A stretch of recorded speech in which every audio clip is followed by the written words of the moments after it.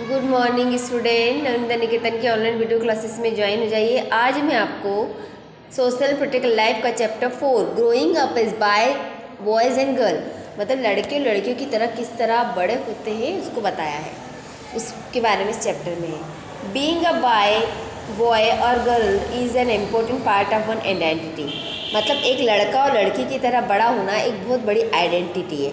The society we grow up in teaches us what kind of behavior is acceptable for the girls and boy, मतलब जो society जब हम बड़े होते तो हमें टीच करती है कि क्या गर्ल्स के लिए ज़रूरी है, क्या बॉयज़ के लिए ज़रूरी है, वही से एक्सेप्ट करती। What boys and girl can not do, किस तरीके से लड़के और लड़कियां बड़े नहीं हैं, कैन कर सकते हैं नहीं कर सकते, कौन सा काम लड़के कर सकते हैं, कौन सा काम लड़कियां कर सकती है, ये सब चीज़ें हमें सोसाइटी में मालूम पड़ती है। We often grow up thinking that this thing are exactly the same everywhere, मतलब ये जो थिंग है, ये चीज़ें हैं एग्जैक्टली सेम होती। But do all societies look at boys and girl in the same way? We will try and answer this question this chapter. लेकिन society में क्या एक्सेप्टेबल होता है, ये सब चीज़ें हम इस के अंदर पाएंगे।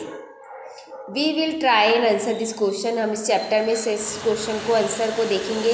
We will also look at how the different role assigned to boys and girls prepare them for their future role as man and woman। फिर जैसे बॉयज़ और रोल्स बड़े होते जाते हैं तो फ्यूचर के महिला और पुरुष में कन्वर्ट हो जाते हैं।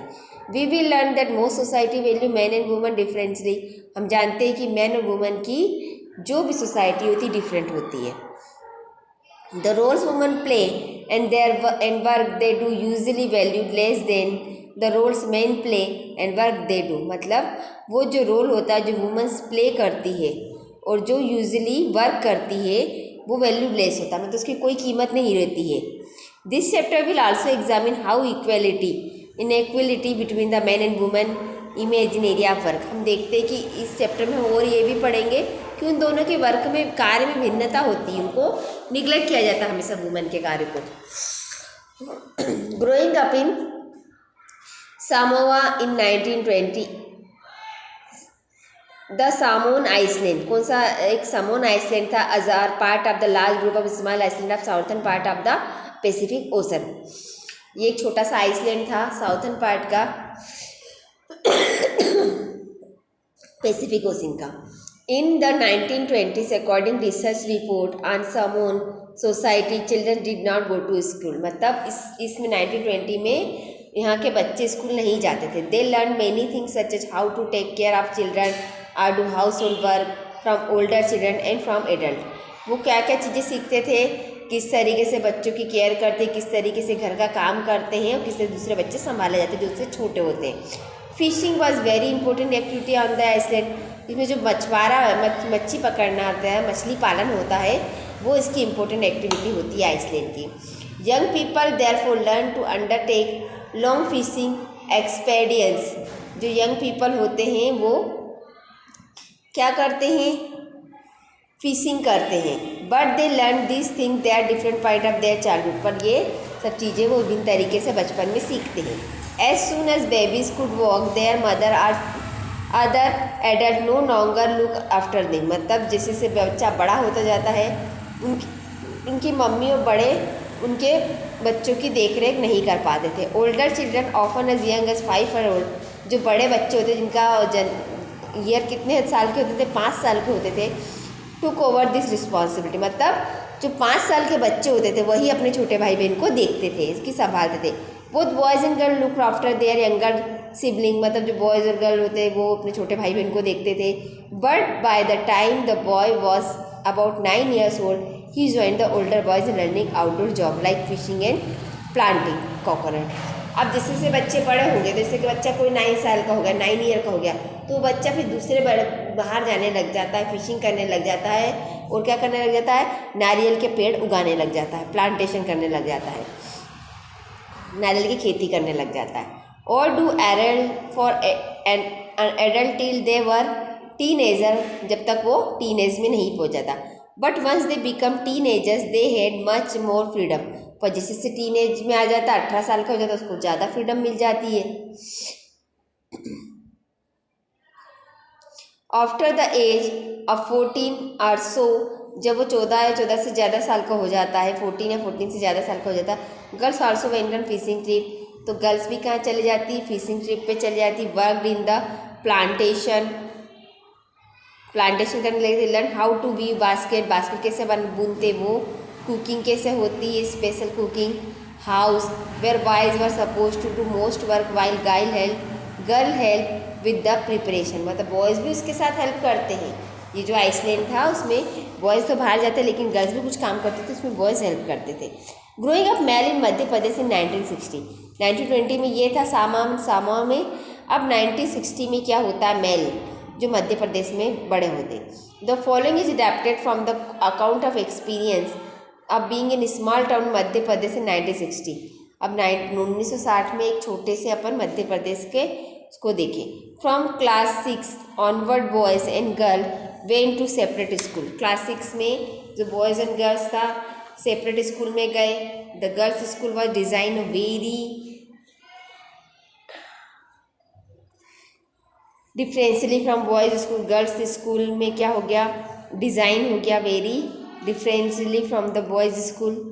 गर्ल्स स्कूल डिज़ाइन किए गए, बॉयज़ स्कूल को differently. They had a central courtyard where they played in total selection and society. उसमें एक स्पेशल कोर्टयार्ड था जिसमें वो खेलते थे। The boys school had no such courtyard and our playground was just a big space attached to school। जो boys school था उसमें कोई कोर्टयार्ड नहीं था, प्लेग्राउंड नहीं था, बिग स्पेस अटैच था। Every evening once school was over,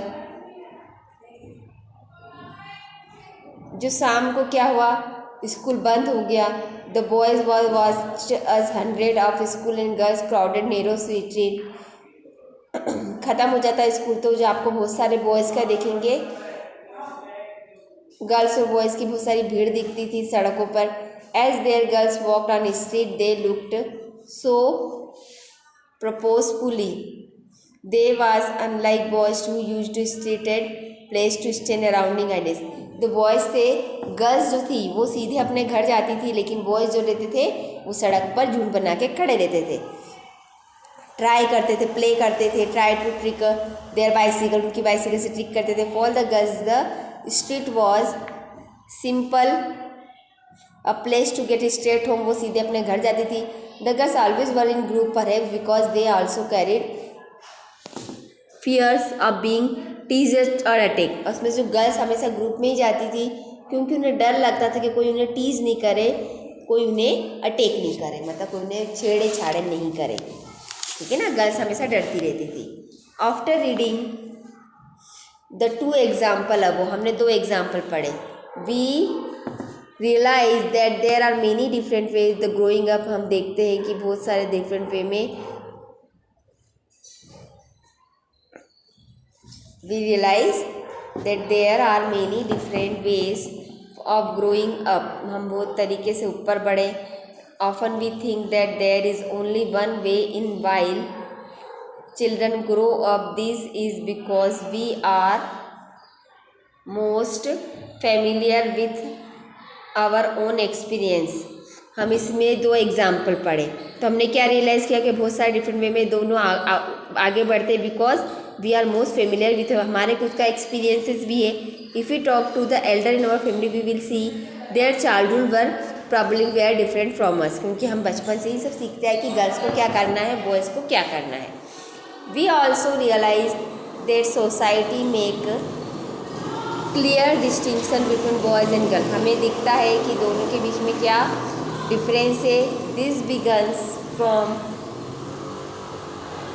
a very young age, ये यंग एज से ही चालू हो जाता है, ठीक है। यंग एज से ये सब चीज़ें चालू हो जाती। We are example given different toys to play with, हम देखते हैं कि बहुत सारे एग्जाम्पल देखते हैं कि जो हम अलग अलग तरीके से खेलते हैं डिफरेंट टॉयज़ से। जैसे boys are usually given cars to play with girls doll. इसमें जो बॉयज़ क्या खेलते हैं, कार से खेलते हैं, गर्ल्स डॉल से खेलती है। वो toys can be a lot of fun play with. हम दोनों तरीके के खिलौनों से खेलते हैं। Why are girls there given dolls, क्यों लड़कियों को हमेशा डॉल दी जाती है और बॉयज़ को call. Tie become a way of telling children that the will have different features when they become man and women. जब भी मैन एंड वुमेन बनेंगे तो उनको मालूम पड़ेगा कि तुम्हें घर में ही रहना, गुड़ियों से खेलना, बच्चों को पालना है, लेकिन बॉयज़ हमेशा कार से खेलेगा, बाहर जाएगा या कार में घूमेगा। तो इस तरीके से उनको बचपन से सिखा दिया जाता है कि आपको क्या करना है। If you think about it, this differences created in the smallest most everyday think, how girl must dress, what games boys should play, how girl need to talk softly. मतलब जो बॉयज़ है वो कड़क आवाज़ में बोलते हैं, गर्ल्स क्या करती, सॉफ्टली बोलती है। All this are way telling children that they are specific role to play when they grow up to be man women. फिर जैसे जैसे गर्ल्स और बॉयज़ बड़े होते तो इस तरीके से उनको ये सब चीज़ें पहले से डिफरेंस हो जाती है कि बॉयज़ को क्या करना है, गर्ल्स को किस तरीके से लेना है। Written life effect subject can study careers win can choose. फिर धीरे धीरे इस तरीके की बातें होती है कि हम किस तरीके से हमको सब्जेक्ट चूज करता है। In most society include our own the roles man and women play are more work देर।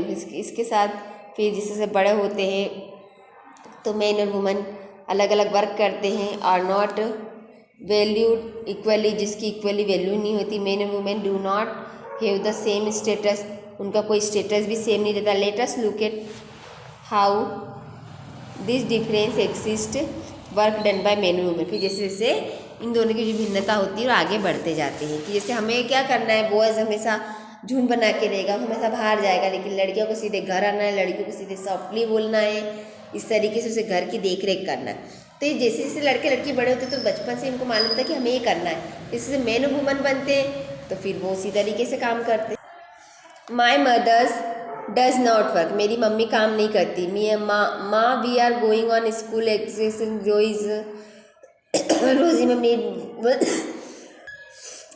तो रोज़ी मैम क्या करती है, जो लड़की अपनी मम्मी को बोल रही थी कि माँ हम क्या स्कूल नहीं, we are going on school exhibition. जो रोज़ी मैम है उनको वॉलंटियर की ज़रूरत होती तो क्या मैं हॉलीडे के लिए जा सकती हूँ। Harmeet's mother always comes from exclusion because she doesn't work, क्योंकि हरमीट्स मदर आती है क्योंकि वो हमेशा वर्क नहीं करती है।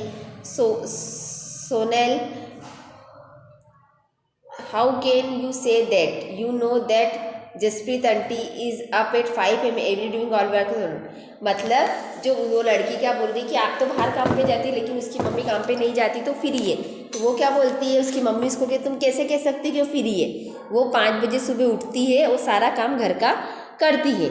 Yes but that's not real work, it's just a house work. फिर लड़की क्या बोलती है कि ये तो कोई वर्क नहीं होता, ये तो घर का काम है। ओहो, फिर इसकी मम्मी क्या बोलती, ओहो that's what you think do you, let's go over to their house and ask Jaspreet what she think. चलो अपन जसप्रीत के घर चलते हैं और बताते हैं कि वो तुम क्या सोचती इसके बारे में। Harsharan Sonel thinks that your wife is not working person. तो फिर उसने बोला कि आपकी सोनेल सोचती है कि आपकी जो वाइफ है वर्किंग पर्सन नहीं है। फिर वो हंसने लग गया।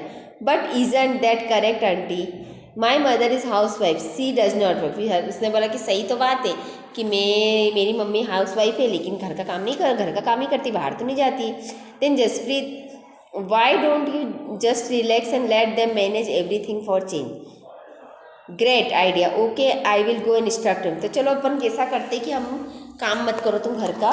तो क्या बोलती, चलो मैं स्ट्राइक कर देती हूँ कल घर की, मैं नहीं काम करूँगी घर का। What fun, where we will take care of everything tomorrow with पापा।